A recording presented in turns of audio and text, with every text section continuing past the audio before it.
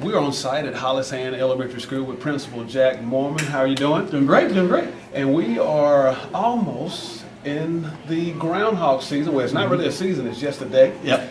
And we have participation from the second grade class here. So tell us a little bit what's going on as it relates to Groundhog Day. Well, y'all presented a great little coloring sheet for the kids, a little fun activity for them. But we wanted to take it a little bit farther than just a coloring activity.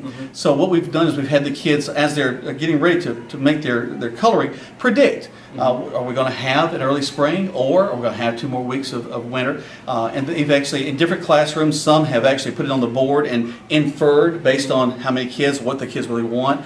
They've made their predictions. They're even journaling about it as well. So we're taking a lot of the things that we do naturally in a regular second grade classroom and aligning it with the Groundhog's Day idea, because holidays are also something we study all year long in second grade. Okay. Now, we actually just gave you a sheet. How long did it take you to figure out to incorporate this in the educational aspect of learning? Well, I believe in lenses. We all see things through a different lens. Okay. From our experiences that take us to places.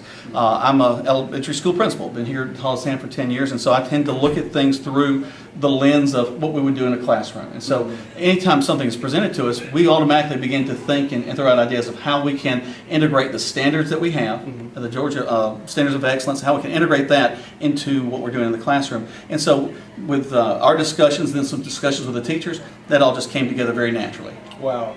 Now, what does it mean to you that a local television station here in your community is partnering with Hollis Elementary School? Oh, well, we love it. You and I talked about it when we first talked about the idea of getting exposure for our school, exposure for our kids, and also just to partner with the community in as many different ways, because that's exactly what we are, as a community partner, as a school.